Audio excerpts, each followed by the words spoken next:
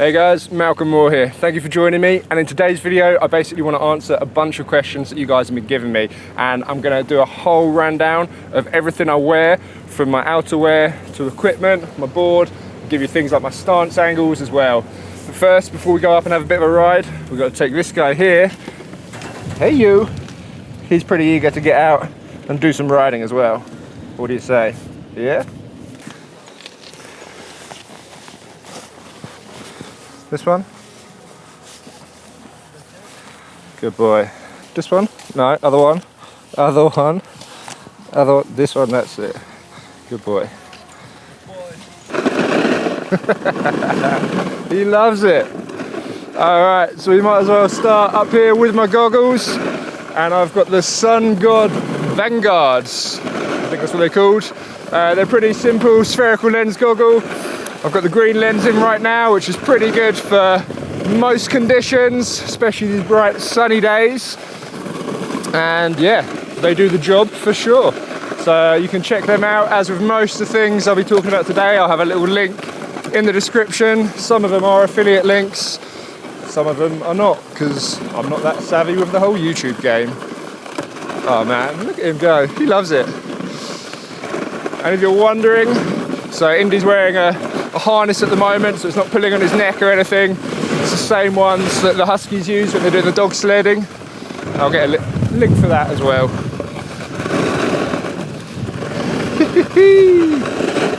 Oh boy. Booyah! That is Indy walked, and now I'm up here at the top of the mountain above the clouds enjoying this beautiful weather. But not gonna lie, it's one of those days that's actually kind of looks slightly better than it really is. So just over a week ago, unfortunately, across most of the Alps, it actually rained up to really high altitudes, even here right up on the glaciers, which in midwinter is really quite sad, to be honest. And basically all that water from the rain just seeps into the snowpack, and when it then refreezes at night, when it gets cold, it basically just turns the whole mountain into ice. And last night we did get a bit of snow, but it was only about 4 or 5 centimeters, which is still sat on that icy layer, which you can really feel underneath. It's what we call dust on crust. But the plus side is, it means I don't mind taking another 10 minutes out of my time to finish off talking you through all my outerwear, board, boots, binding, and things like my stance angles as well. So stay tuned for that. So we talked the goggles, the Sun Gods. Now let's move on to the helmet. This is the POC Fornix, and my only piece of advice really when it comes to buying a helmet is firstly buy one, and secondly, you know, make sure you stick to a brand that's actually reputable. You know, it's passed all the safety tests, all that. Don't be making your kids run out of paper mache or buying a really sort of cheap one off Wish. You know, buy a proper helmet. And then you just want to get one that fits well, it's comfortable, and you want to make sure it fits pretty well with your goggles at the top there. You don't want too many big gaps sticking out. And for me, yeah, this one just kind of covered all those bases, and I've had it for a few years now. It does the job. You'll see that I keep my goggles underneath my helmet. You can put them over the top as well. That's just personal preference. I'll let you guys kind of bash it out in the comments down below what one you should be doing and what looks better. But they both work. I'm not going to get into that right now. Next, I've got the buff around my neck. I always wear a buff, and in COVID times, super good to have one because we've got to pull them up every time we get on a lift. Out here in Europe at least anyway, not sure what you guys have to do in the States. And even before that though, I've always worn one. I just feel naked without one, and yeah, I just love them. They're nice and cozy. So now, getting down to the outerwear, and you might have noticed in the summer I got some new kit, and now in the winter I've got a proper new kind of winter outfit. They were both by an Aussie brand called Yuki Threads. They're a snowboarder owned brand, and they kind of reached out to me about a year ago, and I've actually had a few kind of brands approach me offering to send me free stuff that I would obviously then wear in my videos, and you know, therefore I kind of promote. And I didn't want to just go with any brand. So firstly, with Yuki Threads, I like the fact that they're snowboarder owned, and you know, I really like the styling of it. I hope you agree, but I think they look pretty cool. But what it was that really sold me was their kind of ethical and their environmental stance that they have when it comes to making these garments. So firstly, on the environmental front, what is really, really cool is that this stuff is all made from recycled material. So it's recycled nylons, it uses organic cottons, and it uses recycled plastic. So this jacket is literally made from things like recycled plastic bottles that could have ended up in the ocean, eaten by a dolphin, and then, you know, ends up in your dinner somehow. I don't know how that whole thing works, but bottles shouldn't be in the ocean. We should be making ski jackets out of them. That just makes sense to me. That's awesome. And not gonna lie, like a few years ago, I looked at some of the brands that were doing the recycled stuff, and the technical side of the garments just wasn't quite there. So what I'm talking about is the breathability and, more importantly, the waterproofness rating. So when you look at a jacket, you'll probably notice the numbers beside them. It will say 5, 10, 15 or 20,000. And what this refers to is its waterproof rating. The higher number, the better. The higher the number, the more waterproof that jacket is. And basically it just means how much water can be pressed against the jacket before it starts to seep through. And like I said, we had some pretty bad rain here in the Alps, and I was teaching out in it all day. And this jacket, these bibs, these trousers, they kept me totally dry. My boots, not so much, they were soaked. But yeah, I stayed nice and warm, nice and dry. And so yeah, one thing I would say on the waterproofness, some of you are probably going, oh, what about Gore-Tex? And yeah, Gore-Tex is that next step up, okay? And if you really need Gore-Tex, then yeah, you go and search for your Gore-Tex. Gore-Tex is good and it really works the best, but I would say you probably don't need it unless you're somewhere where it really rains a lot and you're gonna be out in that rain a lot, okay? Which normally when we're snowboarding, it doesn't rain. You know, even when it's snowing heavily, you don't get wet. That snow, it kind of brushes off you, it falls off you. But if you want something you can use as a rain jacket as well, then yeah, maybe you need to look for Gore-Tex. But otherwise, this is super high rated and it works really well. So onto the ethical kind of side of things, or actually before that, also the waterproof coverings. So a lot of brands, they use kind of toxic chemicals to basically put a waterproof repellent on the jacket. So not with Yuki threads, they use basically a water-based water repellent. Don't even know how that works. Sounds like some sort of oxymoron. How can water repel water? But they've done it. Mad scientists down in Australia doing their thing, probably. I don't know. But yeah, they're not using toxic materials, so that is another plus. And now, like I said, onto the ethical side of things, they make sure that everyone that works for them, whether that's in the manufacturing plants or, you know, in the office, they're all on a fair wage, they're getting paid properly, they're not working in a dangerous environment, and there's no child labour, anything like that going on, which yeah, I think that just sounds like common sense, but obviously countries don't make companies abide by these standards, so other companies are inevitably gonna take the mickey for bigger profits. Damn. But yeah, Yuki Threads aren't the only company being good like this, but they are one that's really pushing it. And as I say, I like the stuff. So now onto the jacket and its features. It's really important for me to have loads of pockets, which you can see I have. You know, I've got my microphone here, the recording for the device for that is in here. I've got spare camera batteries down here, spare camera here, telephone, everything I need. I can bang into these pockets, there's plenty of them. And you know, I don't need to ride with a backpack, which I hate to do. Yeah, final feature that I would say mega important when buying a jacket is this. Da-da! Wrist gaiters, all right? I don't know why every ski and snowboard jacket doesn't have them. When you put these over your wrist and you get your glove on, it just makes a solid seal and no snow is gonna get underneath there. If you like to get out on your elbow and do some Euro carves, you're gonna want wrist gaiters. And you can take them or leave them, you know? Let me just, da-da. You know, you don't have to use it, it just sits back there. You know, when you're at the bar, you don't have to have the wrist gaiters around there. You can pick up your pint without having them, but they're there when you need them. So I would always look for a jacket with wrist gaiters. For me, that is super, super important. So obviously now I've got let me do my glove up.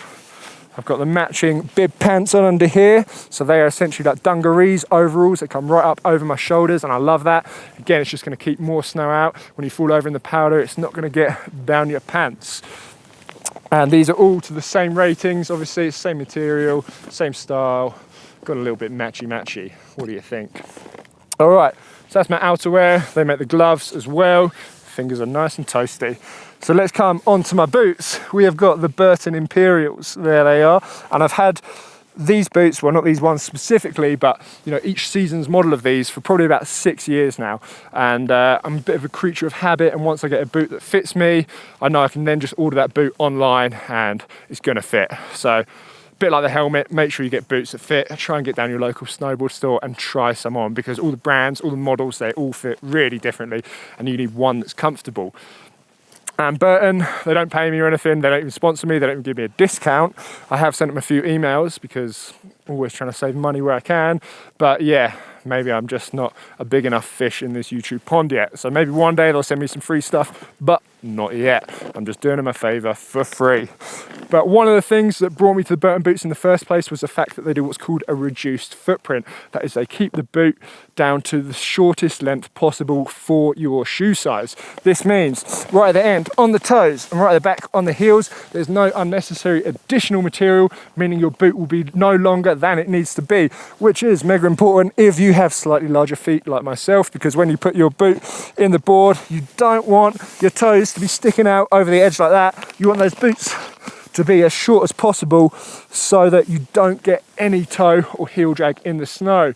Toe drag has been the bane of my life for quite a few years now. No, it hasn't been the bane of my life. That's a bit of an exaggeration. It's been an annoyance for quite a few years now, because I've got this riding style where I like to, not only do I like to lay out Eurocalves, things like that, I like to ride steep slopes as well, and this is when the board is on a high edge angle, and if your toes are sticking out over the edge of the board or your heels sticking out over the back of the board, they're just going to dig into the snow, which lifts your edge up from the snow, you lose grip and you wipe out. It's nothing to do with your technical ability, it's just your boots are too big for the width of your board. Super annoying. So, Burton are definitely not the only brand that do that now either, but try and get boots, particularly have larger feet, that are on the smaller side of the footprint. You know, try and make sure there's not unnecessary material at the front and the back of that boot. Super, super important. So kind of on that theme of toe drag, that brings us now to my board. We're on this, the Embed Dada. New board for this season. And yeah, I absolutely love it. And I've done a full video of how I came to choose that board, and I'll link that up here. But basically, I'm a big fan of these volume shifted boards. These are boards that are shorter length, but they have a much wider waist width across the middle. And you know, the kind of selling point that these companies market that by is that they say it's got the same surface area as a larger board, but it's in a much sort of shorter, more agile, nimble package. But because it's still got that surface area, they retain the same float as a larger board in powder, which pretty much is true. It does actually kind of work, this marketing hype. They have a slightly different feel to them to a regular board. They take a little bit of getting used to, but for my money, like, I love them. They're really, really good fun. I used to be on the Ride Warpig, which I loved. Had that for a few years, a few different seasons models of it. But now my new favorite is this, the Embed Dada. Check it out. Once again, I've got a link in the description. That one is an affiliate link. If you click through it and you buy anything, I get 10% of that back. But I have said that if I sell 10 boards, I think we're literally on 2 at the moment, 10 boards, 10% of 10 boards means I can buy one board and I can give one board to one of you subscribers. So hey ho, that's your incentive. Plus they're just awesome boards. Check them out and check that video I mentioned a minute ago as well. I'll put that in the description down below too. All right, now onto the bindings. We have the Burton Cartels. Okay, so these, I'm honestly not sponsored by Burton, I've just got a few of their things. These are pretty basic binding, but a bunch of the Burton team ride them, so you know they're going to do the job. And for me, the binding is just a thing that attaches your foot to the board. It's nothing that really gets me that excited. It's kind of something you almost don't really want to notice. If it does its job well, then you shouldn't notice. And for me, the Cartels do that. They're pretty simple, they're not too adjustable. So you want to make sure with the sizing of them, you know, try getting your boot in one if you can, and just check that you're able to center your boot on the board. Because once you've got them, there's not much movement you can make with the binding. You can move it kind of about 0.5 centimetre forward or back, but the heel cup itself doesn't slide in and out. It's not adjustable. So yeah, you really want to check that you can get your foot centered on the board before you go with these bindings. And that will kind of be the same for most Burton bindings, like the Malavitas as well. They're all kind of similar construction, but because they're not adjustable, I found them to be way, way more durable. Less moving parts means less parts to break, and these are a solid binding, but yeah, just do the job. They are good all mountain binding. If you need something stiffer, well, that cloud is rolling in, better wrap this up. If you need something stiffer, go for the Cartel X's, which is a kind of new release they made this season, and they basically just stiffen up the Cartels. So yeah, if you're someone that likes stiff high backs, go for those. All right, which brings us nicely onto stance angles. That's what a lot of you ask me. Down here, I have my front foot at +18 and my back foot at -12, giving me a total of 30 degrees between my feet. So I used to ride 15-15, so still that 30 degrees between the feet, which I found just kind of aligns my knees, my ankles, my hips, everything up in a comfortable position. But I turned them out slightly more directional recently just because I was like, do I actually spend half my time riding switch? No, I kind of like to think I did. Imagine some of you are probably the same, but I'll spend way more time riding regular. So why not put myself in that slightly more open, slightly stronger position for my regular riding, yet still not too much of a compromise for when I'm riding switch. So plus 18, minus 12, that's what I've been riding for about 4 years now, and it does everything, does it well. That's what you should do. No, you should do whatever's comfortable for you basically, but so many people ride exactly the same on the front and the back and don't actually spend much time riding switch. So if you're one of those people, maybe think about just turning your front foot out a little bit more and trying this slightly more open stance. You see a lot of riders do it, a lot of these Japanese riders doing their carving and stuff like that. I know Ryan Napton, he actually rides 15-15, or maybe it's not 15-15, but I'm pretty sure he rides the same on both feet. But look how much switch he rides. If you're not riding that much switch, you probably don't need to do it. So yeah. That's my answer to the discussion, but also probably more just kind of starting the discussion up again. It's what's comfortable, what works for you, but that is what I ride. Plus 18, minus 12. All right, I'm just kind of doing the whole heads, shoulders, knees and toes to think if there's anything I've missed, but I think I've pretty much covered all bases there. This is my new kit. This is what I wear day in, day out. Pretty much ride the same board all the time, all conditions as well. I like a board that can do everything. That's what all mountain means to me. You know, you don't have to get out a certain board for certain conditions. You don't have to change things up. You don't have to set your stance back. You don't have to change your angles. And this is my all mountain setup. All right. Whew, I think we got through that. Lovely. I'm going to take some laps.